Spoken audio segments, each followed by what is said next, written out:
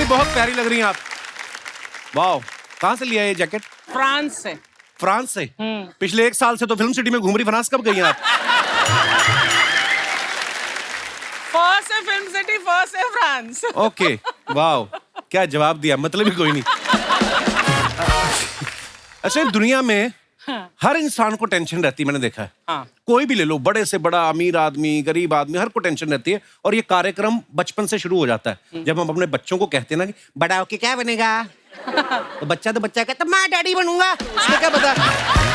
और बच्चे के ऊपर इतना प्रेशर डालते हैं कि बच्चा बड़ा होना ही भूल जाता है। अच्छा, आम लेडीज की यही चिंता रहती है कि शाम को क्या बनेगा। हाय हाय। और दास दादा जैसे लोगों की ये चिंता रहती है 8 बज गए, गिलास कब बनेगा। तो ये भी आम आदमी को रसोई गैस की प्रॉब्लम रहती है, बड़े आदमी को पेट की गैस की प्रॉब्लम हो रही होती है। एक सोच रहा होता है खाना कैसे बनेगा, दूसरा सोच रहा होता है जो खाया वो कैसे बचेगा। बहुत सी जगह ना टेंशन होती नहीं, हम ले लेते हैं। आदमी ऑफिस में और बीवी फोन करके उसको बोल देना कि आप घर हो, आपसे कुछ बात करनी है, बंदे का ब्लड प्रेशर बढ़ जाता है। उसे ऑफिस की सुनीता से लेके पड़ोस की बबीता तक सब याद आ जाती है। वो यही सोच में रहता है कि बीवी के हाथ ऐसा क्या लग गया है, घर जाऊं या अपना एक्सीडेंट करवा लूं, कम से कम 1-2 दिन अस्पताल में रहूंगा, सवाल नहीं करेगी। कहीं तो फिर छाती में दर्द का बहाना लेके जाते, आज छाती में दर्द हो रहा है, तुम क्या कह रही थी फोन पे? तो कहती कुछ नहीं, मेरी माँ आ रही है, उसको सच में दर्द शुरू होने लगता है।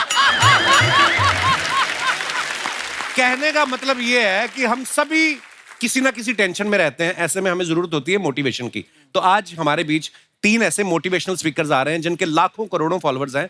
तो आप सबकी जोरदार तालियों के बीच सबसे पहले मैं बुलाने जा रहा हूं lifestyle coach, author, motivational speaker Shri Gaur Gopal Das जी।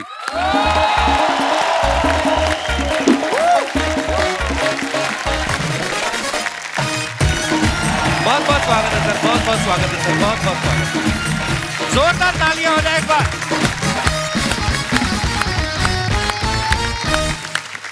सर, आपका बहुत बहुत स्वागत है और बहुत बहुत धन्यवाद, आपने हमारा निमंत्रण स्वीकार किया। और आज पता मैं बड़ी दुविधा में हूँ सर।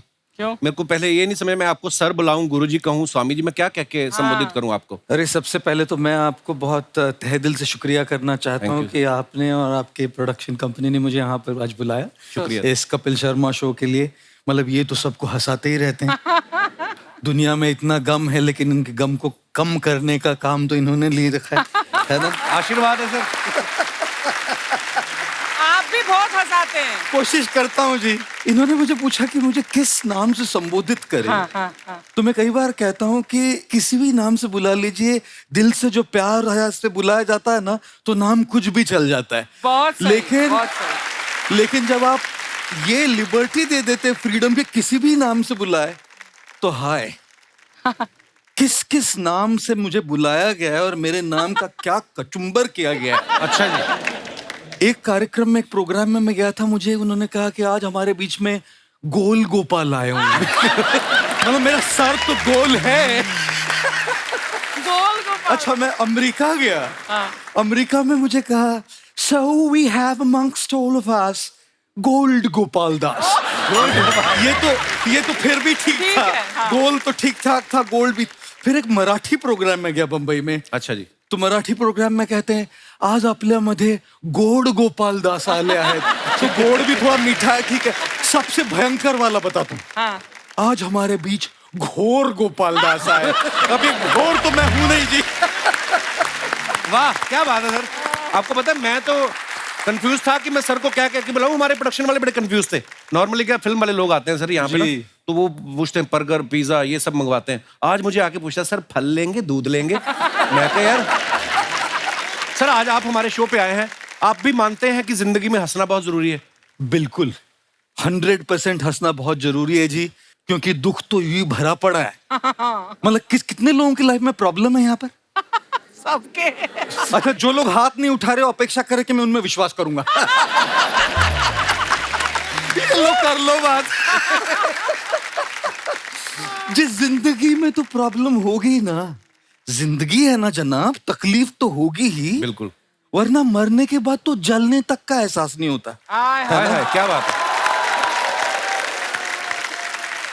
मैंने देखा सर कि इंस्टाग्राम पे 5.5 मिलियन फॉलोअर्स हैं, बाकी सोशल मीडिया अलग है सर। तो मेरा सवाल आपसे ये था कि दुनिया को मोह माया से दूर रहने का पाठ पढ़ाने वाले गुरु जब सुबह उठते हैं तो आप जाके इंस्टाग्राम पे चेक कर दो कि रात के बाद कितने फॉलोअर बढ़े मेरे देखते हो? क्योंकि ये रोज देखती हैं अर्चना जी, एक घंटे बाद चेक करती हैं ये। इतना झूठ बोलता है ना ये अभी इंसान। नीचे रखा होगा फोन। चुप कर। अच्छा एक बात मैं आपको बता दूं कि इसके किसी भी बात पर विश्वास मत करना। ये मेरे ऊपर जो भी बोलता है ना कमेंट, वो असत्य है। जो झूठ बोलता है उसको कौवा काटता है जी। कौवा काटेगा इसको। और यहाँ पे नवजोत सिंह सिद्धू साहब बैठते थे, उनको भी दिनेश ने आउट किया है, इनका कोई हाथ नहीं है। ये भी बात असत्य है। धन्यवाद। आप में से कितने लोगों ने कभी उपवास किया है, जैसे धार्मिक उपवास? किसी ने रोजा किया है यहाँ जी? किसी ने जन्माष्टमी नवरात्रि की है? किसी ने पर्यूषण किया है? पर्यूषण है ना। देखिए मैं आपको एक बात बताऊं, आप कट टू 2023 है जी। आपको अगर 2023 में उपवास करना है ना, एक दिन बिना स्मार्टफोन के, बिना इंस्टाग्राम के, Very good. बिना व्हाट्सएप के, बिना फेसबुक के, बिना लिंक्डइन के, बिना ट्विटर के, बिना स्नैपचैट के, बिना गूगल के, बिना टिंडर के, एक दिन ऐसा उपवास करके दिखाइए, खुदा नीचे उतर के आएगा, बोलेगा बस कर पगले, रुलाएगा क्या?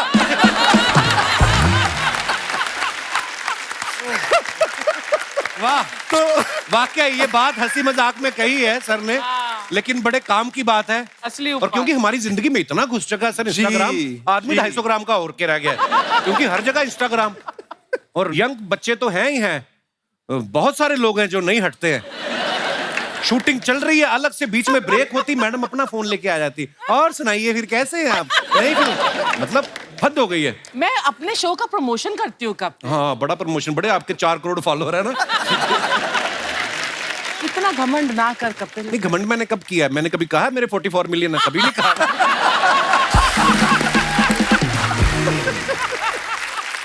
अच्छा सर का एक कोट है, when people smile it doesn't mean they are doing good, it just mean they have chosen to smile. तो सर आपको क्या लगता है कि ये इंसान के अपने हाथ में है, वो खुद डिसाइड कर सकता है कि मुझे खुश रहना है, या उसकी पत्नी के हाथ में है, या उसके बॉस के हाथ में है, या गर्लफ्रेंड के हाथ में है? आपको मैंने हमेशा स्माइल करते देखा है, इसका रीजन ये तो नहीं कि आप अकेले हैं? एक बार 15 अगस्त को किसी ने मुझे मैसेज भेजा, और वो वाला मैसेज जानते हैं आप, जो होता है लंबा, एक लाइन ऊपर लिखी रहती है, फिर dot dot dot dot dot dot dot dot dot dot dot dot. तो उसमें लिखा था first, scroll down and read the message, only if you are single. तो मैंने कहा मैं तो क्वालिफाई करता हूँ, तो मैं नीचे क्या, dot dot dot dot dot dot dot dot 15 अगस्त था, नीचे लिखा हैप्पी इंडिपेंडेंस डे। अभी आपको एक बात बताऊं जी, देखिए हमारी खुशी की जिम्मेदारी अगर हम किसी और के हाथ में दे देंगे ना, तो जिंदगी भर मायूस रहेंगे। ओके। और इसीलिए जितना हम अपनी भावनाओं का, अपने जज्बातों का कंट्रोल अपने हाथ में लेते हैं ना, उतना खुश रह पाएंगे। और फिर चाहे वो आपकी पत्नी हो, अपने बॉस हो, उनसे प्यार कर पाएंगे जैसे भी वो हो। नहीं तो बस यू रिमोट दबा रहे हैं जी लोग। दुनिया के हाथ में, दूसरों के हाथ में रिमोट कंट्रोल अपनी जज्बातों का मत दो, धीरे धीरे वो रिमोट कंट्रोल अपने हाथ में ले। अच्छा मैंने सर का एक वीडियो देखा जिसमें ये गर्लफ्रेंड बॉयफ्रेंड की बातें कर रहे थे, और गाना भी गा रहे थे कि तुम इतना जो मुस्कुरा रही हो, क्या गम है जिसको छुपा रही हो। गुस्ताखी माफ सर, मतलब आपको ये स्टूडेंट होने का एक्सपीरियंस है, क्योंकि आप कॉलेज में इलेक्ट्रिकल इंजीनियरिंग भी कर चुके हैं, कि या कभी मोहब्बत में भी पड़े हैं कभी ऐसे? मतलब ऐसे पूछा सर। कपिल आज बहुत लिबर्टी ले रहे हैं। हमेशा लेता है। बोले हाथ में ये भोला भाला गंजा साधु आज हाथ में मिल गया, आज इनका बराबर से लिबर्टी लेके आज इनकी खूब खिंचाई करते। मैं इंजीनियरिंग कॉलेज से था, इलेक्ट्रिकल इंजीनियरिंग पढ़ी मैंने जी। और इलेक्ट्रिकल इंजीनियरिंग पढ़ने में इतना मशगूल हो गया कि प्यार मोहब्बत के लिए समय ही नहीं मिला। और जब इंजीनियरिंग की डिग्री खत्म हो गई, तब जो मैं कर रहा हूं उससे प्यार हो गया। वाह।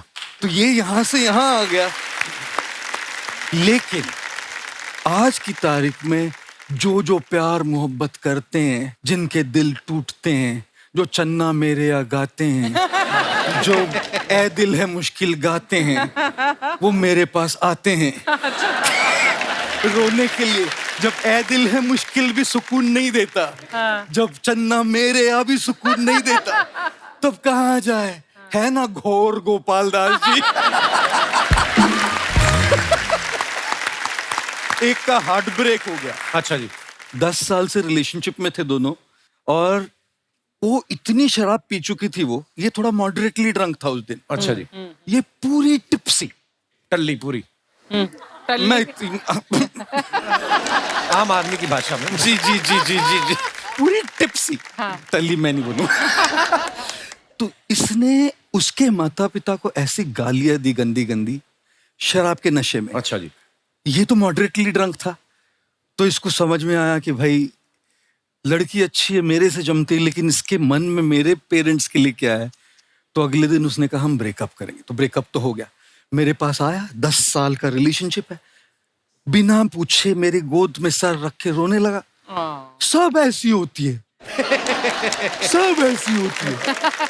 मैंने कहा मेरे भाई कूल डाउन, तुझे खट्टे अंगूर मिले इसका मतलब सारे अंगूर खट्टे नहीं होते।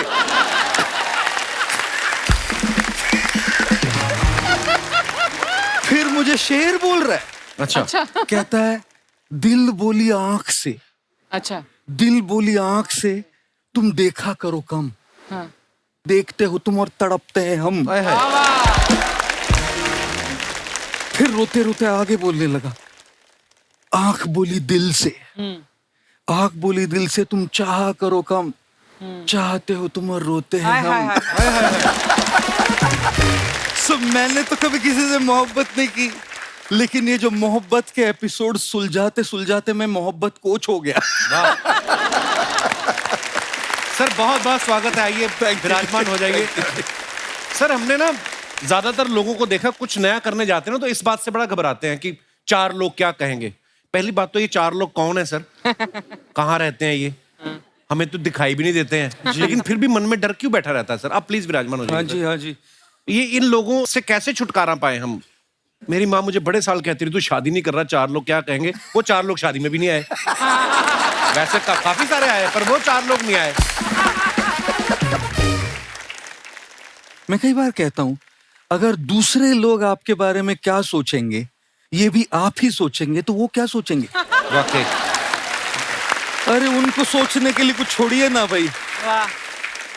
और अंग्रेजी में इसको नॉइज और वॉइस कहते हैं।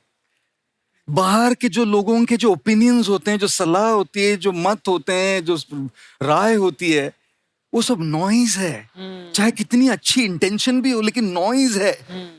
और इस सब नॉइज में, इस आवाज में अपनी वॉइस को नहीं भूलना चाहिए जी। अपने अंदर भी एक वॉइस है। क्या बात।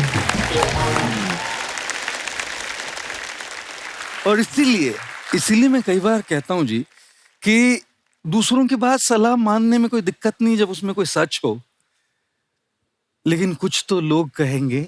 लोगों का काम है कहना, इन फिजूल की बातों में कहीं बीत न जाए रहना। मैं कई बार बोलता हूँ कपिल जी, आज मैं कन्फेस कर रहा हूँ आपके सामने जी, मैं जब भी स्टेज पे पहली बार किसी भी इवेंट में जाता हूँ, जैसे स्टेज पे आता हूँ तो मैं कहता हूँ, आपका नाम लेता हूँ, ऑल इवेंट्स। अरे वाह। ऑर्गेनाइजर्स ने मुझे कहा है कि गुरुजी आपको जो बोलना है ना तब बोलिए, लेकिन हमारी ऑडियंस को ना मजा आना चाहिए। फिर मैं कहता हूँ, ये जो कहते हैं कि हमारी ऑडियंस को मजा आना चाहिए, मैं क्या कपिल शर्मा हूँ?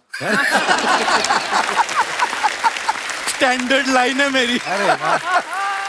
तो इसलिए देवियों, सज्जनों, दोस्तों, दूसरों की बात मानते मानते खुद को भूल मत जाओ।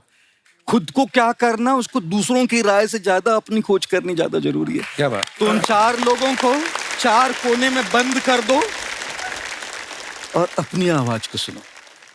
हाँ जी मम्मी ठीक है। आज तो आपको बैठा के सुनाने लायक लगता है। अच्छा, ऐसा कहा जाता है ना कि इंसान को लाइफ में जब कुछ झटका लगता है वो सब छोड़ छाड़ के अध्यात्म की तरफ आ जाता है। सर जैसे आप इलेक्ट्रिकल इंजीनियरिंग की पढ़ाई कर चुके हैं, तो तारे जोड़ते जोड़ते कौन सा ऐसा झटका लगा कि जो आप अध्यात्म की तरफ आ गए। कई बार ऐसे लोगों को लगता है कि झटका लगने से ही अध्यात्म की ओर आते हैं लोग। जैसे नौकरी नहीं मिली, छोकरी नहीं मिली, कुछ तो गड़बड़ हो गई होगी कहा। तो हमारे समय 3 ही ऑप्शन थे हमारे पास, इंजीनियर बनो, डॉक्टर बनो या फेलियर बनो, तीनों के अलावा कोई ऑप्शन नहीं थे। उसमें से मुझे इंजीनियरिंग मिल गई, और इंजीनियरिंग के बाद तो सब लोगों को अपना करियर बनाना होता है। एक लड़का एमबीए कॉलेज के बाहर एमबीए के लिए गया, फॉर्म भर रहा है। वॉचमैन से पूछा, भाई साहब एमबीए यहाँ करना चाह रहा हूँ, यहाँ से कॉलेज कैसा है? वॉचमैन ने कहा, बहुत बढ़िया, मैंने यहीं से एमबीए किया है।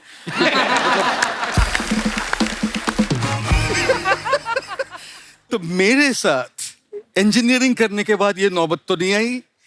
अच्छी जॉब भी ली ह्यूलेट पैकर्ड में, लेकिन मैंने एक बात अपने आप को, एक सवाल पूछा बस, कि मैं सबसे ज्यादा मेरा वक्त मेरे काम में जाएगा।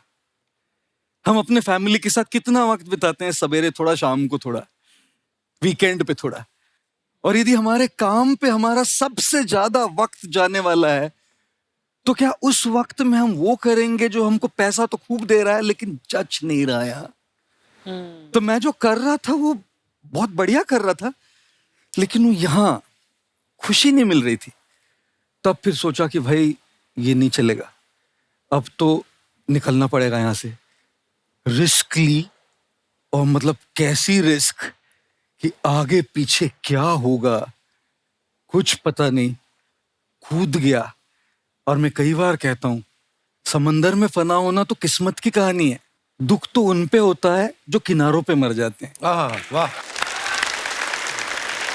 इतने घंटे बिताने हैं मुझे वहां, वो करते करते नहीं मरूंगा जो मेरी रूह तक नहीं पहुंच रहा है, इसलिए ये शिफ्ट किया। क्या बात है, दिल से निकलनी चाहिए, कोई दिल भी से चीज। दिल से निकलनी बट चाहिए। हर किसी को ये लग्जरी नहीं होती गौर साहब, कि वो ऑफिस ना चूज करे, अपने दिल की माने। जी जी है जी, ना?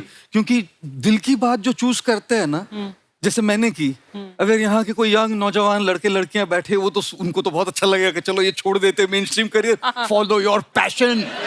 लेकिन कई बार सच्चाइयां भी होती है, Yes. और सच्चाई ये होती है कि घर में ईएमआईज होते हैं, लोन्स होती है, फाइनेंशियल लायबिलिटीज होती है, कई बार बीमार लोग होते हैं जिनके खर्चे होते हैं, और उस रियल लाइफ नीड्स के लिए पैसे लगते हैं। तो मेरी उन सब के लिए एक राय है कि आप लोग ना अपना मेन स्ट्रीम करियर अभी नहीं छोड़िएगा। मैं पागल था, मैंने रिस्क ले ली, इतना ज्यादा, इतनी मोहब्बत हो गई जो मैं कर रहा था उससे कि वो रिस्क ले ली, क्योंकि मोहब्बत में आदमी रिस्क ही लेता है। इसलिए कहता हूं मैं, कह भाई, love is blind, marriage is the eye opener. Sorry jokes apart. तो मैंने वो रिस्क ले लीजिए, रिस्क लेके मैं कूद गया इसमें। लेकिन मैं किसी को एडवाइस नहीं करता कि ये रिस्क ले, रियल होना चाहिए, कैलकुलेटेड रिस्क होनी चाहिए। ये अपनी मेन स्ट्रीम से पैसे कमाए, और साथ साथ में जो भी पैशन है ना, थोड़ा थोड़ा साइड में करते रहे, एज अ हॉबी। हॉबी से करते रहे। हो सकता है कि वो एक दिन इतना डेवलप हो जाए कि ये छोड़ के आप वही करें अपना मेन करियर।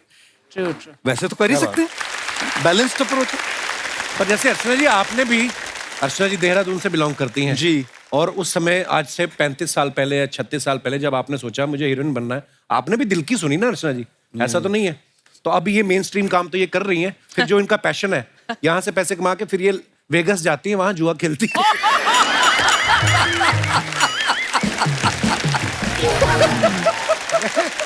सर, इनका ना रोज बदलता रहता कुछ ना कुछ। जैसे पहले तो ये फिल्मों में आ गई, इनको पता चला फेमस हो जाऊंगी मैं, ये वो पैसा कमाऊंगी। फिर इनको पता चला टीवी में भी पैसा है, फिर ये टीवी में आ गई।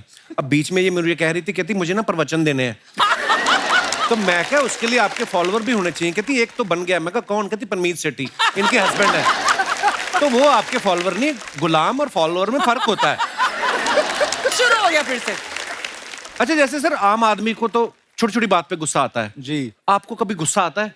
जी, मुझे ना ऐसे स्पॉटलाइट में डालते हैं हमेशा लोग कि आपको कभी डिप्रेशन होता है, आपको कभी गुस्सा आता है, आपको कभी लो लगता है, और मेरा हमेशा सवाल होता है उनसे, क्या मैं इंसान हूं?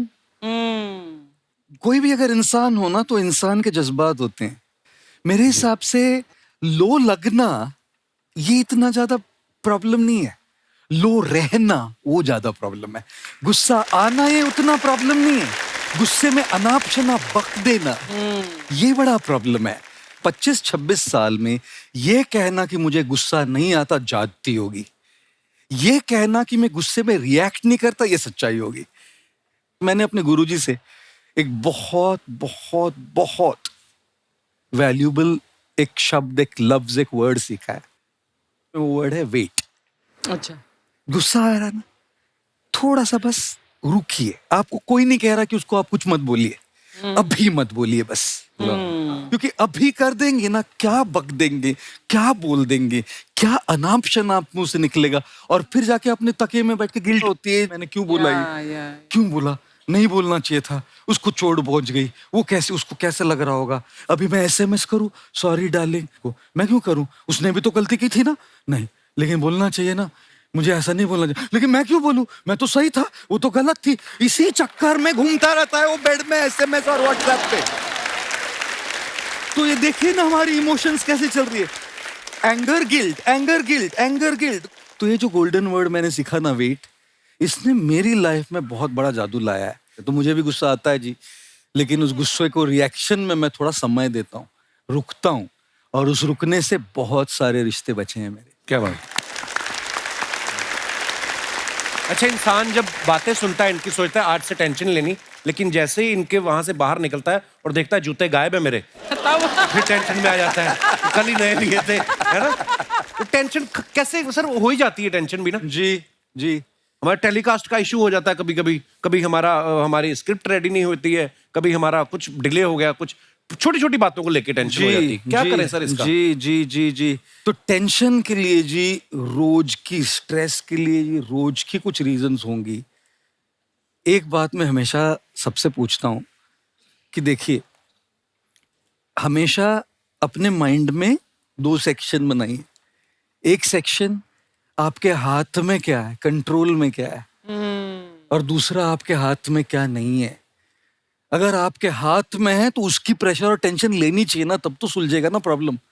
लेकिन अगर आपके हाथ में चीज नहीं है, उसकी टेंशन लेके तो आपकी सेहत खराब हो रही है, आपकी मेंटल हेल्थ खराब हो रही है, आपकी पीस खराब हो रही है, आपकी रिलेशनशिप्स खराब हो रही है, वो आपके हाथ में थी ही नहीं। देखिए, जो हमारे हाथ में नहीं होता, वाकई उसको बदलने की कोशिश करना तो बिल्कुल वैसा होता है जैसे दीवार पे जाके अपना सर पीटे, दीवार नहीं हिलेगी, सर को चोट पहुंचती है। हाँ, दीवार कब हिलेगी, जब कोई एकदम टिप्सी वाला होता है ना, वैसे वो एक बार आया मेरे पास एक, अच्छा, और पूछता है, गुरुजी आप बताइए 15 लीटर दूध पीने से ज्यादा शक्ति आती है कि 200 ml वोडका? तो मैंने कहा, भाई देख, मैंने तो कभी शराब पी नहीं है और न मैं पीता हूं, तो मैं तो दूध से जाऊंगा। 15 लीटर दूध में ज्यादा शक्ति है। बोला गलत गुरुजी। मैंने कहा कैसे? बोला 15 लीटर दूध पीजिएगा और जाइए और दीवार को लात मारी, सर से मारी, दीवार हिलेगी? नहीं हिलेगी। अब 200 ml बिना सोडा के वोडका पीजिए, उधर ही खड़े रही, दीवार अपने आप हिलने लगी।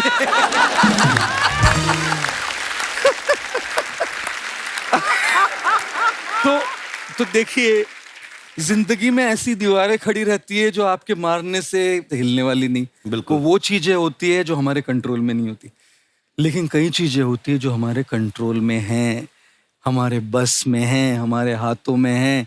जो चीज हमारे हाथ में नहीं, उसको हमारे मन से भी निकाल देना चाहिए, और जो चीज हमारे हाथ में है, उसको हमारा मन का पूरा फोकस करके उसको बदलने की कोशिश करनी चाहिए। मुझे एक बात याद आ गई। एक आदमी था, बहुत पीता था वो। उसके सपने में भगवान आए, कहते तू बंदा बड़ा अच्छा है पर तू पीता बहुत है, कुछ तो तेरा करना पड़ेगा। तो 75 साल की उम्र में या तो तेरी याददाश्त जाएगी या तेरे हाथ कांपेंगे, बता क्या करें? तो कहता है हाथ कपवा दो भगवान जी, याददाश्त ना जाए। कहता क्यों? कहता हाथ कांपेंगे तो ज्यादा से ज्यादा क्या हो जाएगा, एक पैग नीचे गिर जाएगा। अगर भूल ही गए बोतल कहाँ रखी है। शर्मा जी, ओहो, अरे गोपाल दास जी, नमस्ते। कैसे हैं सर? बस ठीक, आप कैसी हैं? मैं बहुत अच्छी हूँ सर, बहुत अच्छा लगा आपसे मिलके। मुझे भी। शर्मा जी जल्दी से 1000 रुपए दो ना, वो प्याज खरीदा है, सब्जी वाले को देना 1000 है। रुपए के प्याज लेके आइए। अरे नहीं, प्याज 50 के ही है, वो पार्लर में देना है, तैयार हो क्या आई हूँ ना। अच्छा ये तैयार हो?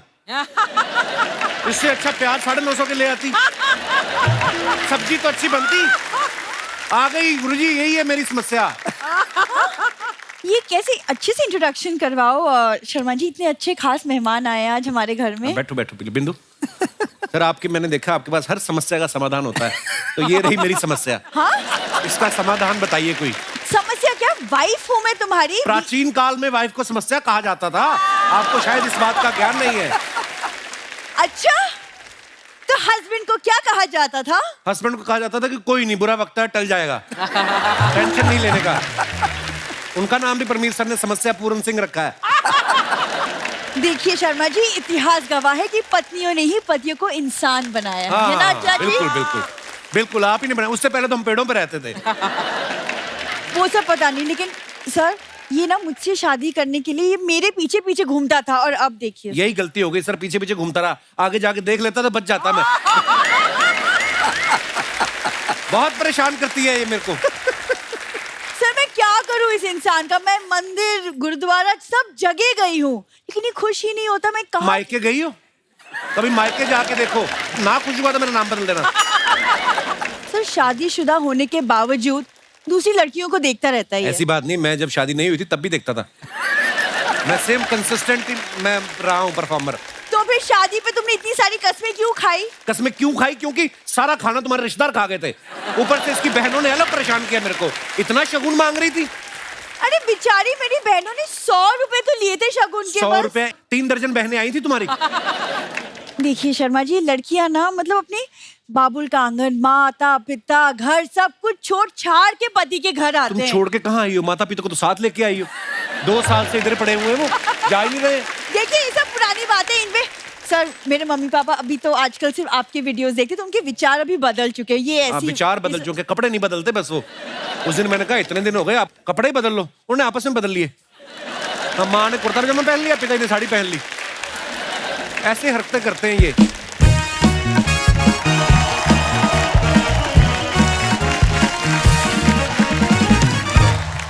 कौन मम्मी पापा? हाँ? किसके मम्मी पापा? एक सेकंड, किसके मतलब? मेरे क्या हो गया आप लोगों को? मैं आपकी बेटी हूँ बिंदु। बिंदु, कॉमा, फुल स्टॉप, ब्रैकेट, हाँ? ये सब इंसानों के बनाए हुए हैं।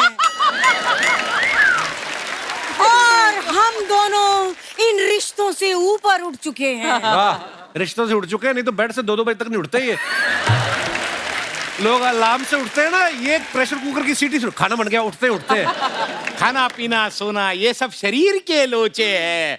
आत्मा तो शांति ढूंढती है, उसी को ढूंढने के लिए हम निकल पड़े हैं। ये जो निकलने वाली बात की ना, मेरी आत्मा को बड़ी शांति मिली। फटाफट आप निकल जाओ, जितनी अरे, जल्दी हो सकता है। एक सेकंड, आप चुप, क्या निकलने, कहाँ जाने की बातें कर रहे हैं आप दोनों? हम प्रायश्चित करना चाहते हैं।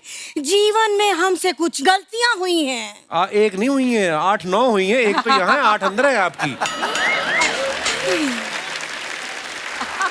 देखो दामाद जी, इंसानों से गलतियां होना तो स्वाभाविक है, लेकिन उन गलतियों को मान लेना बड़ा महान कार्य है। बहुत सही। हम अपनी इस गलती को मानते हैं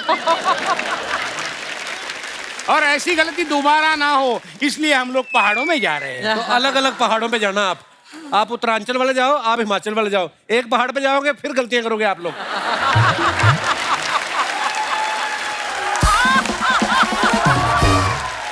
यही सब तानों से मुझे बचना है। गोपाल दास जी, आप अपने आश्रम में हमें लेके चलिए। फ्री में रुकने का बहाना ढूंढ रहे हैं ये। सर प्लीज आप इनको अपने साथ आश्रम में लेके जाइए। शर्मा जी अच्छी बात है ना, चले जाएंगे। क्यों ना आज रात को आप और मैं एक अच्छा से डिनर डेट करते हैं। मैं आपके लिए पनीर 2 प्याजा बनाती हूँ। क्या क्या कह रही है तू? क्या क्या क्या कहा है? पनीर प्याजा? तो बेटा 2 प्याजा नहीं 4 प्याजा बना देना। बड़ा मजा आएगा, खाने में बड़ा टेस्टी होता है। क्यों? एक सेकंड, अभी तो आपको आश्रम जाना था सर के साथ। फिर कभी चले जाएंगे, वो काम भागा जा रहा है, हैं? अरे पनीर तो कब तक खराब हो जाएगा। देखा, हरकतें देखी आपने इनकी। क्षमा करें गोपाल दास जी, चलिए। Plan cancel. चलिए चलिए, नाटक हो गया, अंदर चलिए।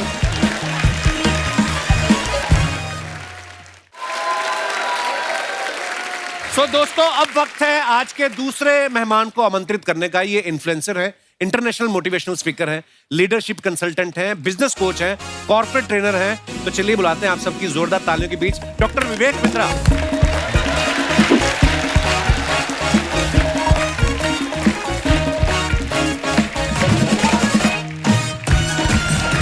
वेलकम।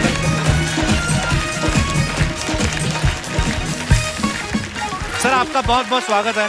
Thank you. मैं आपके बारे में बता रहा था कि ये इन्फ्लुएंसर है, इंटरनेशनल मोटिवेशनल स्पीकर हैं, लीडरशिप कंसल्टेंट हैं और भी बहुत कुछ है। आप सब कामों में अच्छे हैं कि एक काम पे भरोसा नहीं था आपको? इतने सारे काम कैसे कर लेते डॉक्टर साहब आप? देखिए वैसे तो कहते हैं कि जिसकी जिंदगी में बहुत सारे गोल, उसकी जिंदगी हो जाती है गोल गोल। जी। तो एक ही फोकस होना चाहिए। मेरा फोकस है बिजनेस कोचिंग। हम एंटरप्रेन्योरशिप पे काम करते हैं और अच्छा लगता है बता के। भारत देश को के लिए हमने एक प्राइड बिल्ड किया है कि वर्ल्ड का नंबर 1 एंटरप्रेन्योरियल यूट्यूब चैनल बनाया है और आज भारत में हम 11 विश्व रिकॉर्ड लेकर के आए हैं, Guinness book of world record जो है। क्या बात है सर, हमने आपके पुराने वीडियोस देखे हैं और आज आपको साक्षात सामने देख रहे हैं। आज मतलब आप इतने स्लिम ट्रिम हो गए हैं। पहले लोगों को मोटिवेट करते रहे, आप खुद को मोटिवेट करने का टाइम नहीं मिला था पहले, अब आपने बड़ा कम कर लिया सर। वो कहते हैं ना कि जिंदगी की भाग दौड़ में कहीं ऐसा ना हो जाए कि आपसे पहले आपका पेट आपसे आगे निकल जाए। मैंने देखा जब आप फिट होते हैं तो जो काम शायद आप 1 घंटे में करते हैं, मुझे लगता है वो 40 मिनट में कर ऐसा फर्क लगता है मेरे को। एक तो फर्क आता है, दूसरा आप डिफिकल्ट काम कर सकते हैं। मैं प्रोग्राम करने जाते हैं, अजीबोगरीब कई बार ऑडियंस मिल जाती है और आपको इतना फिट, इतना अलर्ट रहना पड़ता है। प्रोग्राम में मुझे एक बंदा मिला, कहते हैं बिंद्रा जी। मैं कहा हाँ जी। बोले आपका कहना तो सही है पर मैंने रहना वही है। अच्छा।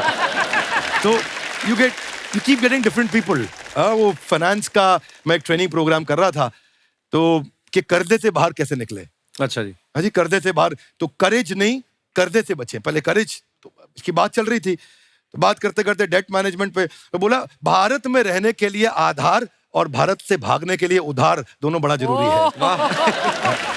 तो आप you have all different types of audience. आपको अलर्ट रहना है, उनके साथ में इंगेज कर पाना है, उनको इन्वॉल्व कर पाना है। तो हेल्थ बहुत इंपॉर्टेंट है Actually. और आपने भी बहुत वेट लूज किया। सर हाँ जी, मैं बस बीवी करवा दी थी सर शादी।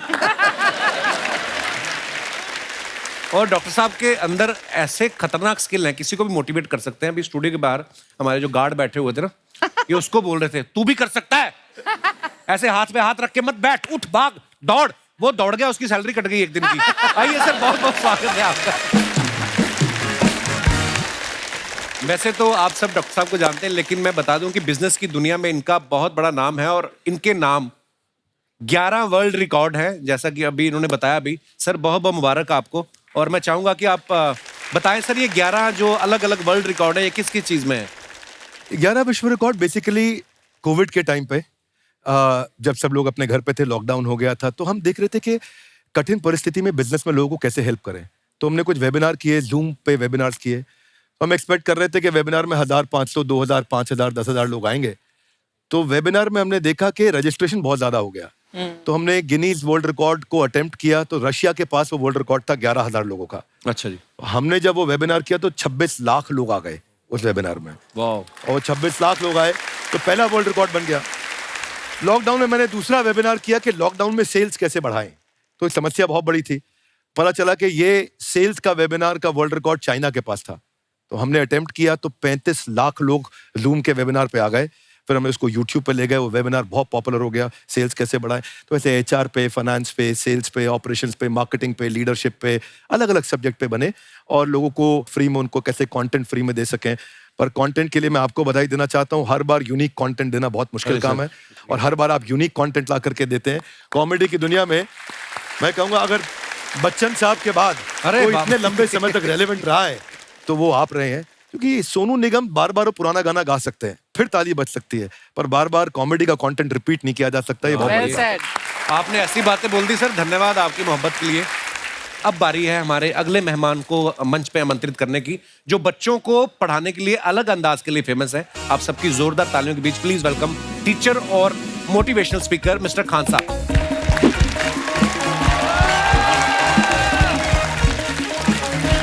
जोरदार तालियां हो जाए खान सर के लिए। सर आपका बहुत बहुत स्वागत है हमारे शो पे। धन्यवाद। सारी दुनिया आपको, आपके जितने भी फॉलोअर हैं सब आपको खान सर बुलाते हैं। अब तो आप बता दीजिए आपका पूरा नाम क्या है खान सर? एक्चुअली क्या है कि एक शिक्षक के लिए खुद के नाम से ज्यादा मायने रखता है कि उसके द्वारा पढ़ाए गए लड़के देश का नाम रोशन करें यहाँ पर। तो वो लक्ष्य मेरे लिए ज्यादा इंपॉर्टेंट है, हमको अपने से नहीं ज्यादा मतलब नहीं। वाह। मैं खान सर के बारे में बता दूं कि इनका यूट्यूब पे जो एजुकेशनल चैनल है उसके 17 मिलियन मतलब 1,70,00,000 फॉलोअर्स हैं। अब 19 हो गए। 19 हो गए। बाप रे, क्या बात है, वाह।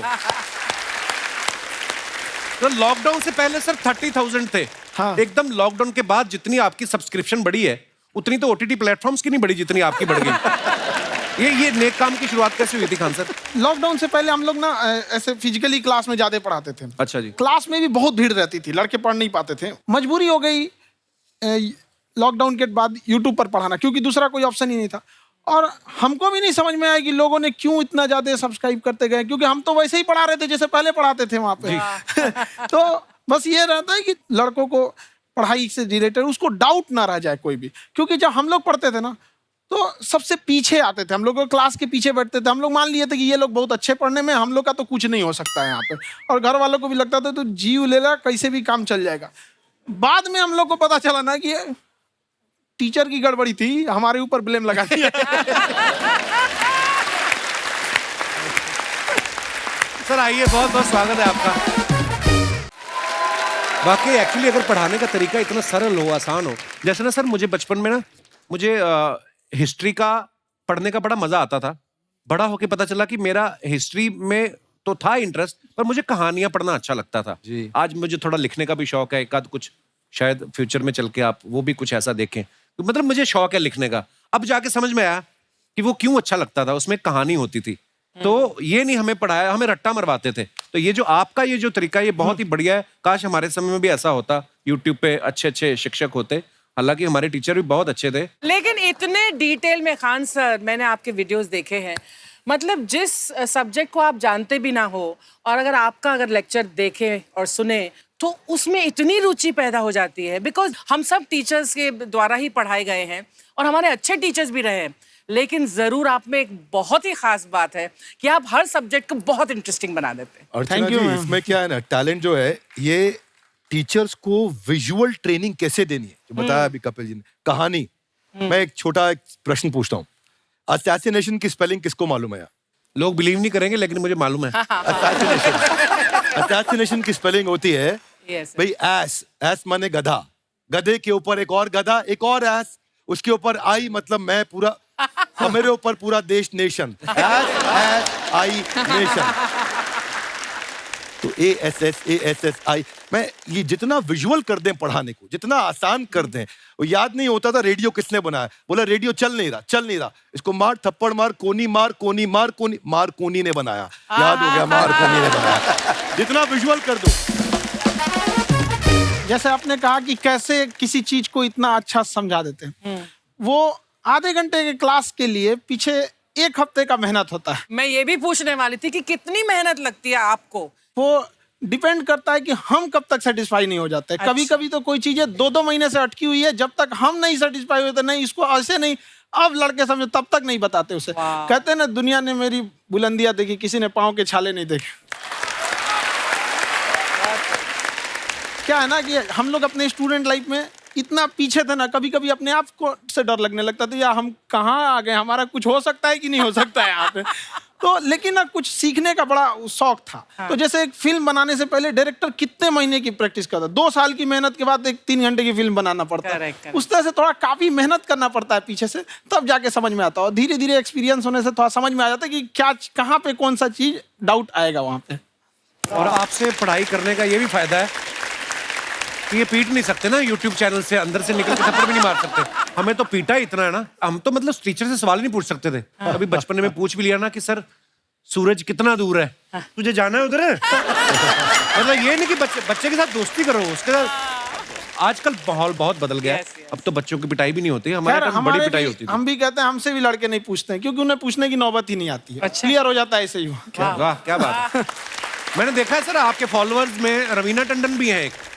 तो जब आप आए, कितनी मुस्कुराहट आई खान साहब आपके। तो जब कभी आप कोई नया वीडियो डालते हैं तो आप उनको पर्सनली मैसेज करते हैं कि किसी चीज पे डाउट हो तो कॉल मी एनी टाइम, ऐसा करते हैं आप? अच्छा, विवेक सर के बारे में हमने सुना है कि किसी को बिजनेस रिलेटेड प्रॉब्लम हो तो 5 सेकंड के अंदर जवाब दे देते हैं। जब भाभी जी आपको तैयार होने के बाद पूछती मैं कैसी लग रही हूँ, 5 सेकंड में जवाब दे पाते हैं आप? देखिए, इसमें तो सभी लोग पीड़ित हैं और हर जगह, हर घर में ये जरूर सुना होगा सबने कि बच्चों के चक्कर में तुम्हारे साथ रह रही है, वरना तुमको तो कब का छोड़ के चली गई होती। ये बड़ी कॉमन बात है। परमीत सर बोलते हैं आपको ऐसा? आप तो कभी नहीं बोलती होंगी। इनका उल्टा है, इनका एटीट्यूड पति वाला है वैसे, तो इसलिए प्रॉब्लम है। नहीं, कोई औरतों को problem। मतलब मर्दों से कम बिल्कुल मत समझो। नहीं ठीक है, पर ऐसे मुक्के वगैरह नहीं मारने चाहिए आपको। सर आपने अभी तक शादी नहीं की ना खान सर? नहीं, इतने पॉपुलर हो गए आप, आपका सेंस ऑफ ह्यूमर इतना अच्छा है, तो बड़े सारे प्रपोजल तो आते होंगे आपको।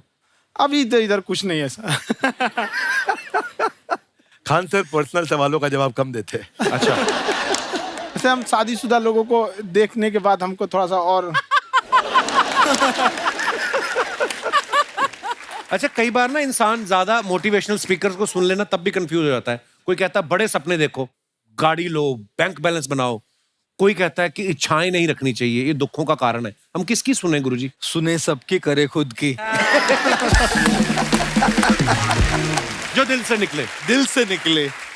क्योंकि जो सुनते हैं हम कई बार सुनते हैं और उसको खुद की प्रोसेसिंग करते ही नहीं है, और जब दूसरों की बातें सुनकर बिना प्रोसेस करके फॉलो करने लगते हैं, उसी को तो हम अंधश्रद्धा कहते हैं। बिल्कुल। उसको प्रोसेस करें, अपने दिल से जो रेजोनेट होता है उसको सोचे और फिर करें। मम्मी सुना, मेरी मम्मी के आगे डॉक्टर फेल है। मम्मी की जो सहेली ऑन द स्पॉट इसके साथ बैठी है, और इनको अगर कोई प्रॉब्लम है, फॉर एग्जाम्पल कोई शुगर की प्रॉब्लम है, तो उन्होंने जो बोल दिया वो अंतिम सत्य है। ले मैनू फलानी कहती है, ऐ खाड़ो तो ऐ हो जाता है। ये सवाल मैंने आपके लिए पूछा था मम्मी।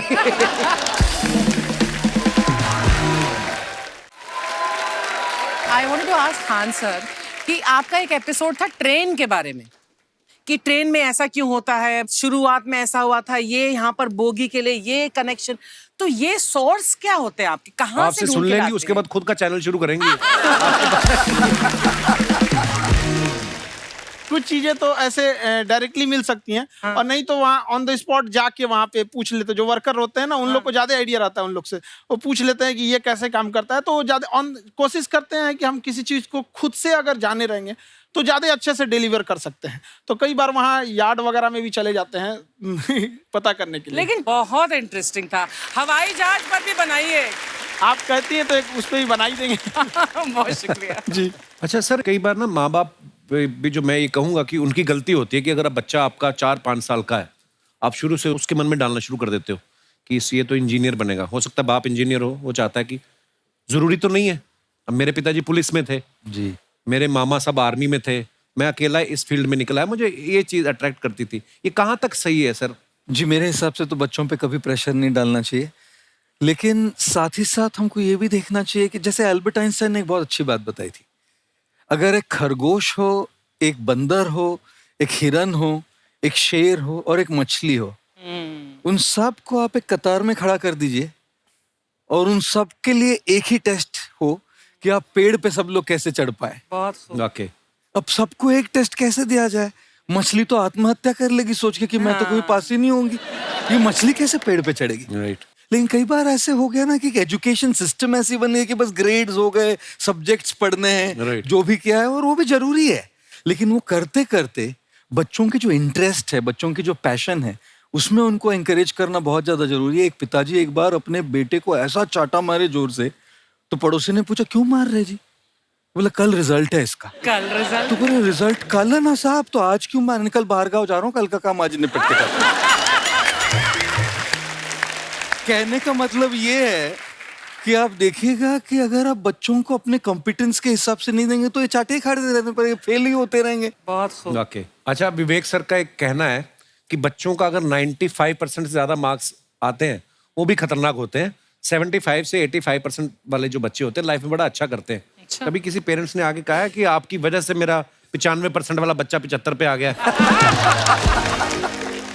नहीं, बेसिकली 95%, देखिए स्कूल में जो पढ़ाई हो रही है, जो बताया, वो classroom based conceptual theoretical approach है, और उसमें बच्चे को क्या चाहिए, एक कॉन्सेप्ट होता है कि जिस सब्जेक्ट में 10 में से 3 आ रहे हैं उस पर फोकस करने की जगह वहां फोकस करो जिसमें 10 में से 7 आ रहे हैं, ताकि उसका सुपर स्पेशलिस्ट बने। पर वहां सब कुछ पोर किया जा रहा है, तो 95% के चक्कर में, 98% के चक्कर में अपनी ओवरऑल डेवलपमेंट कर नहीं पाता है। और ये पुराने पैटर्न्स के कारण हमारे यहाँ बच्चे डेवलप नहीं हो रहे हैं, और पैटर्न्स इतने मजबूत हैं। तो मैं ये लोगों को बोलता हूँ कि बच्चे को जो उसको आता है, जो उसको भाता है, जो बाजार चाहता है, जब इनका कॉम्बिनेशन बन जाता है तो बच्चा इतना सफल हो जाता है कि उसके मुकाबले कोई और खड़ा नहीं हो पाता क्या है। बात है, बहुत अच्छी बात। मैं देखो, ये पुराने बिलीफ तोड़ने जरूरी हैं। आप जानते हैं गाय दूध देती है, यस नो? नो, गाय दूध नहीं देती, गाय का दूध निकालना पड़ता है। ये पुराना पैटर्न है भाई। ऐसे ही कामयाबी, सफलता अपने आप नहीं मिलती है, वो भी निकालनी पड़ती है। तो ये लाइफ में कुछ पाने के लिए हमारे को कुछ खोना पड़ता है। Would you agree with me, yes no? No, कुछ पाने के लिए कुछ करना पड़ता है, खोना नहीं पड़ता है। तो ये हमारे बड़े पुराने पैटर्न है जी, क्योंकि डर के आगे नहीं होती है जीत, डर के आगे दर्द होता है। उसके बाद सीखे तो फिर जीत होती है। पर चक्कर क्या है, हमारे पुराने पैटर्न बड़े सारे बने हुए हैं, और वही पुराने पैटर्न के चक्कर में कि जितनी चादर उतना पैर पसारो। क्यों पसारो? डबल बेड की चादर लाओ, नई चादर लाओ, पैर बाहर निकालो, आगे बढ़ो। So we got to break those patterns. आगे निकलिए, बेटर बिलीव्स डेवलप करिए, आसपास अच्छे लोगों की संगत रखिए, पैटर्न्स को बदलेंगे, चीजें बदलेंगी। जैसे अर्चना जी आप कह रही थी ना कि रेलगाड़ी के ऊपर कैसे वीडियो बनाया खान सर ने, ये एजुकेशन के साथ साथ कोई गंभीर विषय के ऊपर या कोई देश के ऊपर कोई ऐसा कोई मुद्दा, कोई करंट टॉपिक चल रहा है, उसके ऊपर भी वीडियो बनाते हैं। Yes, I've seen. और मैंने सुना है कि आपको कोई धमकी वमकी, किसी हमला भी हुआ आपके ऊपर। हैं, क्या हुआ था वो? बम मार दिया था सर। हैं? आपके घर पे? हाँ, मेरे कोचिंग इंस्टीट्यूट पे 8-10 ठो फेंक दिया सब। क्यों? एक्चुअली हम पढ़ाई जो क्लासेज है तो उसके हम बहुत कम फी लेते हैं, नॉमिनल। अभी भी कोई लड़का क्लास करना चाहता है, पूरा सब्जेक्ट 200 में कर लेता है, फीस ही हो पूरे सिलेबस की 200 रुपए? हाँ। तो बाकियों को थोड़ा सा प्रॉब्लम आने लगा और हमको समझाएं, हम कहें हमको क्या दिक्कत है, क्योंकि बहुत सारे लड़के जब हम लोग अपने स्टूडेंट लाइफ में थे, इंटरमीडिएट क्रॉस किए थे, तो हमारे साथ के कुछ लड़के पढ़ने के लिए चले गए थे दिल्ली, उनको यूपीएससी निकालने के लिए चले गए थे। हालांकि जो गए थे उनमें किसी का नहीं हुआ। तो हम लोग ना उनको जब स्टेशन छोड़ने आए तो बड़ा भारी मन से हम लोगों ने विदा किया कि इन लोग के गार्जियन कितने पैसे वाले, इन्हें भेज दिए वहाँ, हम लोग के नहीं भेज सकते थे।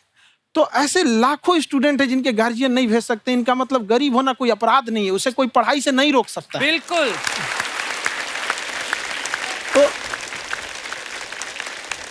तो हमने ठान लिया था कि कभी अगर मौका मिलेगा तो उसको हम जरूर कम करेंगे। तो इस साल हमको मौका मिला, तो वो जो टफेस्ट एग्जाम है इंडिया का, यूपीएससी, उसकी 2.5 लाख की फीस को हम 7,500 में कर दिए। और सेम, बहुत बढ़िया, वेरी गुड। बहुत अच्छे। और इंडिया के सबसे बेस्ट टीचर के साथ जो भी हैं वो अपने सब्जेक्ट में उससे बेस्ट इंडिया में कोई नहीं। और इतना के बावजूद ऐसे हम लोग को लगता होगा 7,500 बहुत कम है। एक लड़की ने कहा कि सर शाम वाले बैच को ना मॉर्निंग में कर दीजिए। हम कहे बाबू तो इतना सबके इंडिविजुअल से तो बैच ट्रांसफर नहीं, तो क्या प्रॉब्लम है? उसने कहा ना शाम में हमको दूसरे के यहाँ बर्तन मांजने जाना होता है। तो हम लोग को लगता है कि जितना ये तकलीफ इससे कई गुना ज्यादा है। और कई बार तो ऐसा लगता है कि वो भी ना ले। एक लड़का बेचारा नदी से बालू निकालता था और वो बालू को भरता था, फिर नाव बालू को किनारे लेके बेचती थी, और वो बालू भरता था, उससे मेरी फीस ले आया। हमारा हाथ कांप गया, हम कैसे फीस ले लेंगे यहाँ पर। बहुत बढ़िया। उसी दिन हमने ये प्रण लिया था कि भारत का कोई भी बच्चा उसके सफलता में पैसा उसकी बाधा नहीं बनेगी, चाहे उसको जितना भी पढ़ना रहे यहाँ पर। क्या बात। बहुत खूब। और अर्चना जी, मैं इनके बारे में एक बात, खान सर आपके बारे में मैं एक बात कहना चाहता हूँ। इनका जो स्टार्टअप है ये बूटस्ट्रैप्ड है। अच्छा। मैं साधारण भाषा में बता देता हूँ, ये सेल्फ फंडेड है। इन्होंने अभी तक किसी और से पैसा नहीं लिया है। ये इन्वेस्टर के पैसे से नहीं, इन्होंने खुद इसको बिल्ड किया है। और बल्कि इतना स्ट्रॉन्ग स्टार्टअप है ये कि मैं चाहूंगा कि अगर इन्वेस्टर्स को इन्वेस्ट करना हो तो मैं इंडोर्स करता हूँ ऐसे स्टार्टअप्स को। यही सब चीजों को देखते हुए कई लोगों ने धमकी भी दिया था वहां पर। अच्छा। और उसके बाद बम चला दिए, और 7-8 बम चला दिए, और कुछ ब्लास्ट हुआ। एक बेचारा नया लड़का आया था एडमिशन लेने के लिए, उसकी स्कूटी उड़ा दिया। वो आया था, कहा कि सर हम तो पढ़ने आए थे, हमारा स्कूटी उड़ गया। हमारी ऑफिस उड़ा दिए सब। एक तो पास में आके गिरा और नहीं फटा वो।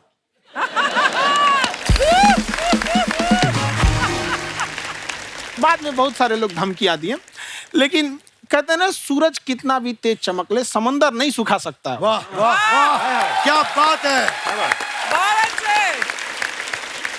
मैम एक्चुअली ये फीस कम करने का एक और रीजन है। 2.5 लाख 3 लाख की जो फीस में सब लोग पढ़ाई अफोर्ड नहीं कर पाते। इसलिए वो कुछ ही लोग एफर्ट कर पाते हैं, तो उनका मेंटल लेवल तो बहुत ऊपर चला जाता है, लेकिन एक पूरे देश का मेंटल लेवल थोड़ा सा स्टेबल नहीं हो पाता।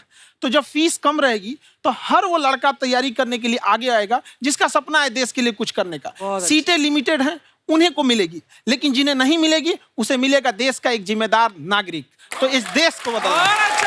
क्या बात है। हम लोग विश्व गुरु कहे जाते थे, क्यों? क्योंकि दुनिया से लोग हमारे यहाँ पढ़ने आए थे। चाइना से ह्वेनसांग आया, फायान आया, आज कोई नहीं आता है। हम लोग का उद्देश्य एक समय आएगा जो फिर आएंगे यहाँ पढ़ने के लिए। क्या बात है सर।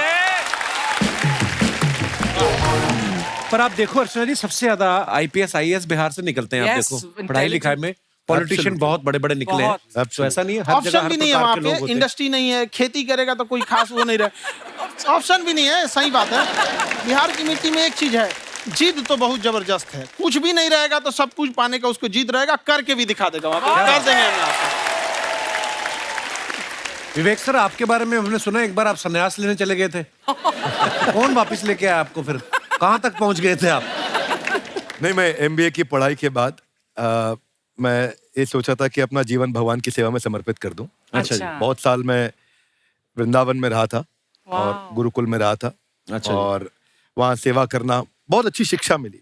मैं बोलता हूँ मेरी असली एमबीए वही थी, मोस्ट ब्यूटीफुल एसोसिएशन। वाह। और मैं वहाँ भगवत गीता पढ़ी, जहाँ मुझे गीता से लगाव हुआ। तो मेरे गुरुजी का आदेश था कि आप भगवत गीता को बिजनेस मैनेजमेंट के साथ जोड़ के देश दुनिया में बताओ। मेरे को लगा बड़ा मुश्किल काम है। मैंने बाद में देखा कि डॉक्टर स्टीफन कॉवी, जिनकी किताब है 7 habits of highly effective people, आप सबने पढ़ी होगी। उन्होंने बोला मैंने 7 हैबिट भगवत गीता से लिए। और हमारे देश के लोग ऐसे हैं जो मेरी किताब पढ़ते हैं, जो कि 3.5 मिलियन कॉपीज बिक चुकी हैं, और भारत में भगवत गीता नहीं पढ़ते। तो मुझे लगा कि मैं गीता विद मैनेजमेंट के ऊपर आकर के बातचीत करूं। मुझे लगा बहुत कठिन होगा, पर मेरे गुरुजी का आदेश था कि कठिनाई आपको तभी तक दिखेगी जब कठिनाई को देखोगे। तो एक छोटा उन्होंने मुझे बताया, पूछा कि इस कमरे में लाल रंग कितनी जगह है, देखो आप भी एक बार जरा देख के बताओ। 7-8 जगह लाल रंग दिख रहा है यहाँ पे आपको? 1 ये 2, वो लाल रंग टी शर्ट पे 3 4 5, ये लाल हो गया 6, उधर लाल हो गया 7, एप्पल लाल, बिल्कुल ठीक 7। पर जब आप लाल रंग ढूंढ रहे थे तो क्या आपको हरा रंग दिख रहा था? Yes no? नहीं। जब आप लाल रंग ढूंढ रहे थे तो क्या आपको काला रंग दिख रहा था? Yes no? नहीं। नो। जिंदगी भी ऐसी है, जो क्या बात? ढूंढोगे वही मिलेगा, बाकी कुछ नहीं मिलेगा। तो उन्होंने कहा कि आप इसी सोल्यूशन पे फोकस करो और गीता के मैसेज को पहुंचाओ। तो मैं बिजनेस मैनेजमेंट के प्रोग्राम्स कॉर्पोरेट्स में करने शुरू किए, क्योंकि गीता पहला मोटिवेशनल सेमिनार जो पृथ्वी के इतिहास में कपिल जी हुआ, वो कृष्ण ने दिया था। पहले मोटिवेशनल स्पीकर इस पृथ्वी के इतिहास के कृष्ण थे, जिन्होंने अर्जुन को रणभूमि में मोटिवेट किया था। बड़ी पेशेंस कृष्ण ने अपने लीडरशिप क्वालिटी से दिखाई। वो मुझने मुझे बड़ा इंस्पायर किया, वो चर्चा ने इंस्पायर किया, और डिस्कशन ने इंस्पायर किया। तो उस डिस्कशन को मैं आज भी लेके चलता हूँ अपने साथ। कहाँ सर, हमने सुना है आप 5 स्टार में रुके थे कल, और नीचे जाके वड़ा पाव खाने गए आप रेहड़ी पे। एक्चुअली क्या है ना कि वहाँ जो चीजें सीखने को मिलती है ना, खाली पेट और खाली जेब इंसान को जो सिखाते हैं वो किसी यूनिवर्सिटी कॉलेज में नहीं सिखाया जाता। और गरीबी बड़ा बेशरम चीज होती है। तो कहते हैं कि मौत भी तू जल्दी आया कर गरीब के घर में। कफन का पैसा भी खर्च होता है दवाइयाँ खरीदते खरीदते। हाय हाय हाय, क्या बात है। और खान सर की खासियत ये है कि जिसको तो पढ़ना है, जिसको एजुकेशन चाहिए, वो तो इनका वीडियो देखते हैं।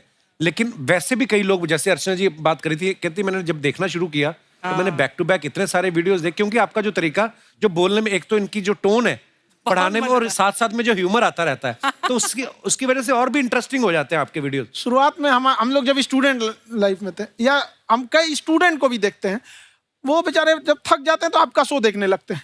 तो शुरू में हमको लगता था जब कि अरे यार हमारी पढ़ाई उसके लिए है, लेकिन पढ़ाई में थक जाता है, शो देख के नहीं थक जाता है। हाँ। तो हमने सोचा दोनों को मिक्स कर देते हैं।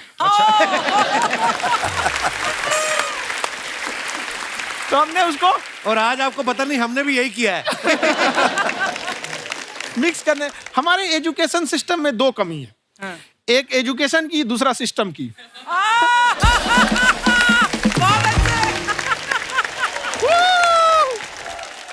हाय, वाओ, नमस्ते गुरुजी, नमस्ते विवेक जी, नमस्ते खान सर। अच्छा लग रहा है, वाह, आप लोगों से मिलकर ना आप हम मर सकते हैं। वाह, मरो फिर। ये नहीं, कैसी नहीं। बातें कर रही हो गुड़िया तुम? हम कह रहे हैं हम इंड पे मर सकते हैं। ओहो, खान सर। आप पटना से हैं ना? हाँ। हमें भी पटना पसंद है। बस कोई पटाने वाला चाहिए। नहीं, मजाक नहीं कर रहे हैं। आपका जो चैनल है, हम दिन में 10 बार आपके चैनल को सब्सक्राइब करते हैं। दिन में अरे हाँ, और बेल आइकन तो हम इतना जोर से दबाते हैं कि बाकी यूट्यूब वाले बाहर निकल के देखते हैं कि ये कौन है जिसने इनका चैनल इतना जोर से दबा दिया बेल आइकन। गुड़िया तो ये शर्म नहीं आती है? आते ही फ्लर्ट शुरू कर दिया ना तूने। तो जाते हुए करते हैं क्या? विवेक जी नमस्ते। आपसे एक काम था छोटा सा, कर देंगे आप? ये क्यों करेंगे? नहीं, गुरुजी हमेशा अपने वीडियो में कहते हैं कि विवेक से काम लो, विवेक से काम लो। विवेक मतलब दिमाग से काम लो आप। हाँ, तो विवेक जी अपने दिमाग से ही काम लेंगे। बहुत दिमाग है उनके पास। ये देखिए, जो आदमी, आप हमें बताइए, जो आदमी बिना फिल्म किए कपिल शर्मा शो में आ गया, कितना दिमाग होगा उसके पास। लेकिन एक बात है जिसकी वजह से हम आप तीनों से नाराज हैं। क्यों? क्या बात? हर चीज में मोटिवेट मोटिवेट मोटिवेट क्या होता है? सच कह रहा है, जब भी ये शब्द सुनते हैं हमें लगता है कोई हमें चिढ़ा रहा है। बदल दीजिए ना, खाली मोटिवेट बोलना ही क्यों जरूरी है? कुछ और कीजिए। रोटी वेट, छोटी वेट, पतली वेट, कुछ भी बोलिए, मोटिवेट हटाइए। तो गुड़िया तू भी एक्सरसाइज किया कर ना, देख डॉक्टर साहब ने कितना वजन कम किया है, तू भी कर ले। ठीक है, फिर मोटिवेट से ही चला लेंगे। लेकिन मोटिवेशन कोई बुरा बात नहीं है। हमारे दादाजी भी वैसे बहुत मोटिवेट करते थे। हाँ, एक बार तो तालाब में डूब रहे थे हमारे दादाजी। हमारे पास रस्सी भी था, ट्यूब भी था, फिर भी हम अपने दादाजी को बचा नहीं पाए। क्यों? क्योंकि हमने उनकी ओर तिनका फेंका ना, वही कहते थे डूबते को तिनका का सहारा काफी। नहीं लगा सहारा, दादाजी बुड़बुड़ बुड़बुड़ बुड़बुड़। गुड़िया तू क्या करने आई इधर? अरे हाँ, हम क्या करने आए हैं एक पूछना था सर, खान सर। ये जो हमारा एक चाचा का लड़का है, उसको क्या है, थोड़ा पढ़ाई में प्रॉब्लम हो रहा है। तो 12वीं का पढ़ाई आप उसको अच्छी तरह करवा के 12वीं पास करवा देंगे आप? करवा देंगे, वेरी गुड, बात कर लेते हैं। हाँ, राम सरोवर, देखो हमारा बात हो गया है। ये 10वीं जो तुमसे नहीं दिया जा रहा है ना, वो नहीं देना है।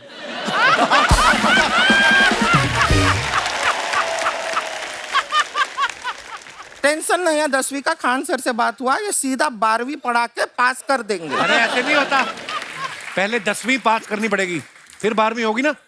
ऐसा कोई जरूरी नहीं है ये सीक्वेंस। क्यों? हमारे मौसा जी थे, उनसे ना 10वीं हुई ना 12वीं हुई। अभी 3 दिन पहले सीधा उनकी 13वीं हुई। एक्चुअली क्या है, पढ़ाई लिखाई का हमको बहुत ज्यादा नॉलेज है नहीं। गांव में पढ़े हैं ना सर। स्कूल कहाँ होते थे अर्चना जी? गांव में स्कूल नहीं था, पेड़ के नीचे पढ़ते थे हम। यहाँ तक कि हमारे पास ब्लैक बोर्ड भी नहीं था। हमारे मोहल्ले की जो भैंसिया थी, उसको खड़ा करके टीचर उसके ऊपर लिख के पढ़ाती थी। मजाक नहीं कर रहे हैं।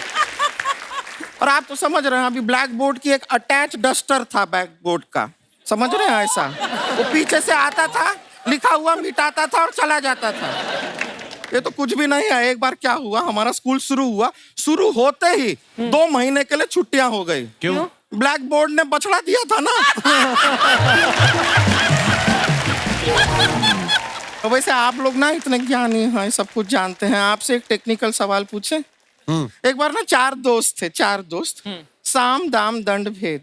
वो डिसाइड करते हैं कि चलो एक गेम खेलते हैं, तो टीम्स बनाते हैं। तो साम दाम ने एक टीम बनाया। इस पे भेद को बहुत गुस्सा आया। पता है क्यों? क्यों? क्योंकि भेद को दंड मिलाना।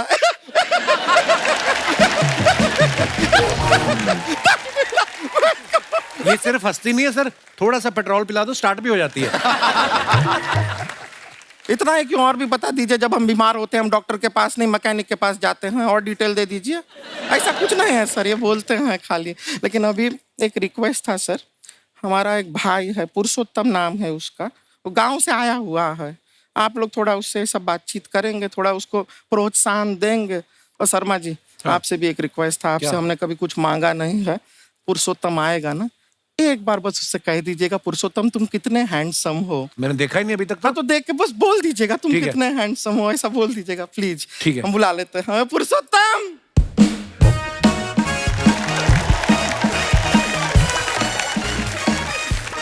ये पुरुषोत्तम है। वाह, तेरा भाई बड़ा हैंडसम है। है तो हमारे खानदान में सब हैंडसम है, ज्यादा चापलूसी करने का जरूरत नहीं है।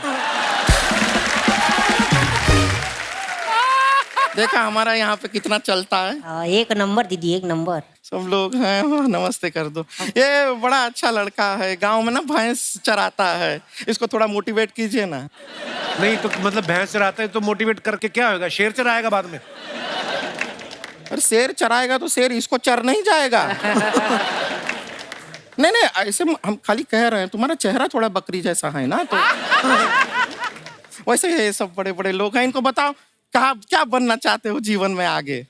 HR। HR? अरे वाह, देखे कोई बड़ा कंपनी में ह्यूमन रिसोर्स का काम करेगा ये। अरे HR मतलब दीदी ऋतिक रोशन। ना जूता पहनने का काम किया करो, जूता खाने का नहीं। काम किया है, कुछ बड़ा किया है लाइफ में? किया है ना दीदी, एक बकरी के बच्चे को बड़ा किया है। तो क्या जिराफ बना दिया बकरी के बच्चे को? अरे कुछ अलग किया है। हाँ दीदी, अलग किया है। वही बकरी का बच्चा भैंस का दूध पीने जा रहा है तो हमने उसको अलग किया है। इससे नहीं होगा, मैं रहने दो, इधर आओ। ये देखो इतना बड़ा बड़ा लोग बैठा है, इनके सामने ऐसा बातें करोगे? इनसे मिलो, इनसे मिलो। विवेक जी तो कितना मार्केट के बारे में भी जानते हैं, मार्केट का कोई सवाल पूछो इनसे। सर परसों जो है मार्केट में हमारी साइकिल गायब हो गई, आपने देखा है क्या? हमारी साइकिल गायब हुई ना? हाँ। इसलिए दिमाग से पैदल हो तुम। पैदल समझते हो? हाँ। चल लोगे? 20 कदम चलोगे? हाँ। हाँ, घूमो जरा, अभी 20 कदम चल के दिखाओ।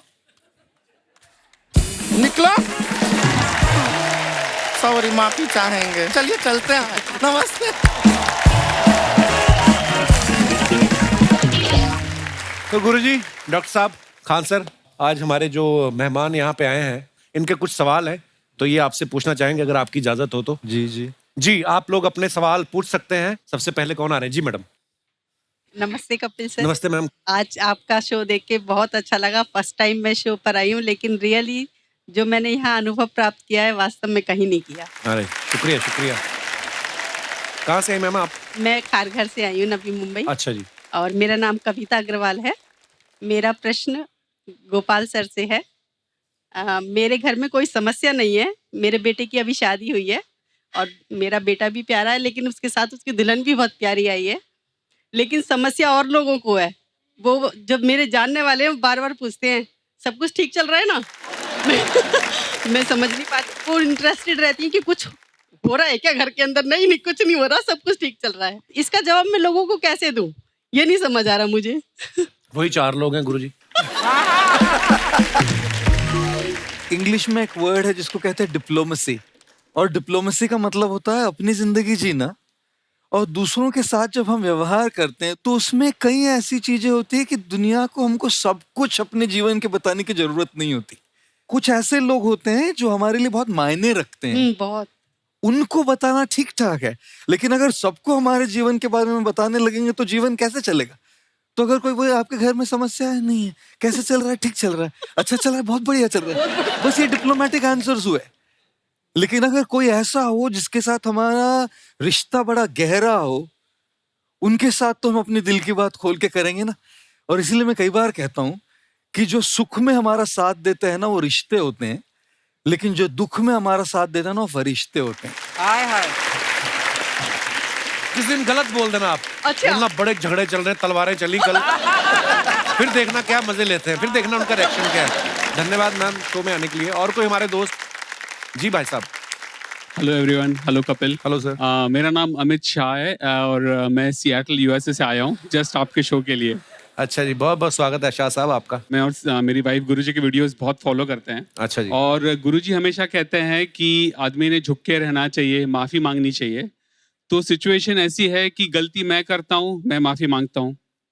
गलती मेरी वाइफ करती है, फिर भी मैं ही माफ़ी मांगता हूँ। तो मेरा प्रश्न आपसे ये है कि आपकी जो सीख है कि माफ़ी मांगते रहना चाहिए, वो सिर्फ पतियों के लिए है या पत्नियों को भी लागू पड़ती है? बिकॉज इसने तो आज तक माफ़ी नहीं मांगी मुझसे। आज इस एपिसोड के बाद घर जाके आपको फिर मांगनी पड़ेगी। एक और ऐड होगी आपकी। मैं कई बार कहता हूं कि a man who says sorry when he is wrong is honest. A man who says sorry when he is not sure is wise. And a man who says sorry even when he's right is called a husband. लेकिन jokes apart, मैं कई बार कहता हूं इस बात को, रिश्ते झुकने से यदि आपके रिश्ते सुधर जाते हैं तो झुक जाओ. क्या बात है, बहुत अच्छी बात है. झुकने से अगर आपके रिश्ते सुधर जाते हैं तो झुक जाओ, लेकिन बार बार आप ही को झुकना पड़े तो रुक जाओ. नाउ सॉरी बोलना, अपॉलजी, माफी मांगना, ये सब के लिए एप्लीकेबल है. इसलिए कई बार कहते हैं कि मैंने कुछ इस तरह से अपनी जिंदगी को आसान कर लिया, कभी किसी से माफी मांग ली और कभी किसी को माफ कर दिया. वाह, शुक्रिया शो में आने के लिए, थैंक यू. और कोई हमारे दोस्त? जी भाई साहब. माय नेम है Rajesh Tiwari, same corporate world, मेरे गुरु भी यहीं पर हैं. मेरा गुरुजी से सवाल है सर.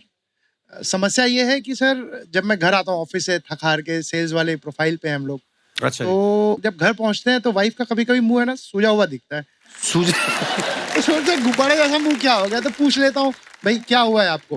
तो वाइफ कहती है कुछ नहीं, तुम नहीं समझोगे. अब मैं सोच में पड़ जाता हूँ अब क्या करूँ. फिर 5 मिनट के बाद फिर से जाता हूँ, पूछता हूँ भाई क्या हुआ, कुछ प्रॉब्लम. तो बोलती है कुछ नहीं, तुम नहीं समझोगे. तो ये सर समझ में नहीं आ रहा है कि प्रॉब्लम नहीं पूछूंगा तो भी प्रॉब्म है. आप समझना चाहते हैं? हाँ. तो समझ जाइए फिर कि आप कभी नहीं समझोगे.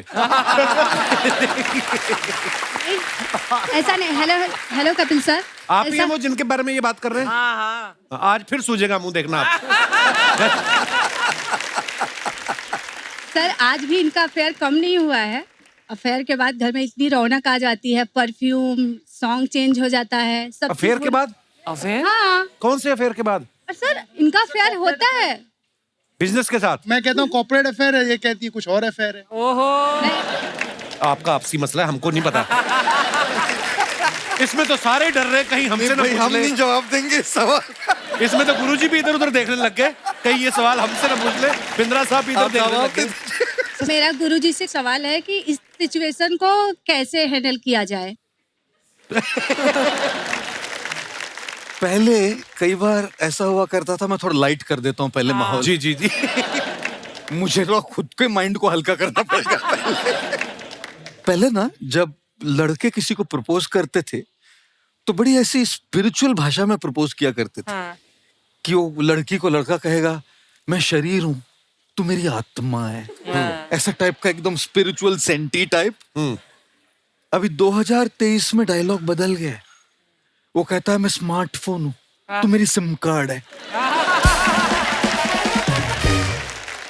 और लड़की कहती है मेरी ऊपर वाले से एक ही प्रार्थना है कि तेरा स्मार्टफोन ड्यूअल सिम कार्ड वाला नहीं हो.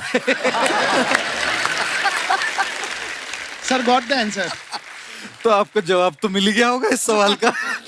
लेकिन एक बात मैं कहना चाह रहा हूं, देखिए जी, कि रिश्तों में कई बार गलतफहमियां बहुत हो जाती है. क्योंकि भारत में मैंने देखा है हमारे रिश्तों में ना हम दूसरों की बातें सोचते हैं, हम कल्पना कर लेते हैं, लेकिन साथ साथ मिलके बैठ के समझौता नहीं करते, समझ नहीं पाते एक दूसरे से. और उन गलत फहमियों से निकलने के लिए बैठ के बात करने की जरूरत होती है. सर आपने जो भी कहा है एकदम सही कहा है. हमारी शादी को 20 साल हो गए ऑलमोस्ट. हाँ. और जब प्रॉब्लम्स होती है तो ये समझ के ले लेती है बहुत बार, तो गाड़ी आगे बढ़ जाती है. कभी मैं समझ के लेता हूँ तो आगे, फिर कॉन्फ्लिक्ट्स होते हैं. तो इसी तरह चलते रहता है. इफ यू चल ही रहा है ना? चल रहा है ना? बीच भी निकल गए, आगे भी निकल जाएंगे. बहुत बहुत धन्यवाद सर शो में आने के लिए, शुक्रिया. दोस्तों आज हमारे साथ एशिया की पहली फादर डॉटर की ऐसी जोड़ी मौजूद है जिन्होंने वर्ल्ड की 7 सबसे ऊंची चोटियों के शिखर तक पहुंचने का रिकॉर्ड बना के भारत का नाम रोशन किया है. आप सबकी तालियों के बीच इनवाइट करना चाहूंगा पद्मश्री अजीत बजाज साहब और उनकी पुत्री Diya Bajaj. Hello Diya, welcome welcome. Bajaj sir नमस्कार, कैसे हैं आप? बहुत बहुत स्वागत है sir, and we are so proud of you. और बताइए सर अपने बारे में कि कैसे शुरुआत हुई. When I got into adventure, I was blessed. The best thing that happened to me in my life was my 2 daughters. They are both here with me, Diya and Meghna. And also my wife. अभी आप बहुत कुछ कह रहे थे और अगर मैंने वाइफ का नाम नहीं लिया तो घर तो जाना है सर। पहाड़ तो चढ़ गए, घर की सीढ़ियां कैसे चढ़ोगे आप? देखिए, as parents we have to introduce our children to various diverse fields. क्योंकि मैं एडवेंचर में था, मेरी दोनों बेटियां मेरे साथ स्कीइंग जाती हैं, हम स्कूबा डाइविंग करते हैं, माउंटेनियरिंग करते हैं। दिया is into extreme adventure, Everest चढ़कर, तिरंगा फहराकर, बहुत खुशी हुई। क्या बात है। और मैं ये भी कहना चाहती हूँ कि एवरेस्ट जब हम चढ़े, एक फादर डॉटर टीम, हम इसलिए चढ़ रहे थे क्योंकि हमारा एक मैसेज था हमारी पूरी देश के लिए कि हम बेटियां बहुत कुछ कर सकती हैं। बिल्कुल। बहुत बहुत धन्यवाद, आप हमारे शो पे आए sir. Thank you so much for coming. Thank you Diya, so proud of you girl. Thank you, thank you. एक बार जोरदार ताले हो जाए हमारे मेहमानों के लिए। गुरुजी, डॉक्टर साहब, खान सर, बहुत बहुत धन्यवाद, आप हमारे शो पे आए आज और इतनी मजेदार बातें और इतनी ज्ञान की बातें सुनने को मिली। आई एम श्योर बहुत सारी बातें जो हम कोशिश करेंगे अपनी लाइफ में वो अप्लाई कर सके और खूबसूरत बनाए उसको। बहुत बहुत धन्यवाद सर। और एक बार फिर से बहुत बहुत धन्यवाद हमारे शो पे आने के लिए। दोस्तों, आप सबका बहुत बहुत धन्यवाद, शुक्रिया शो में आने के लिए। और आप सब लोग ऐसे ही हंसते रहिए, मुस्कुराते रहिए। हर शनिवार रविवार हमसे मिलने आते रहिए। गुड नाइट, शुभ रात्रि, शब्बा खैर। Thank you so much. Please like, subscribe and click the bell icon to get new Kapil Sharma and other fun show video updates.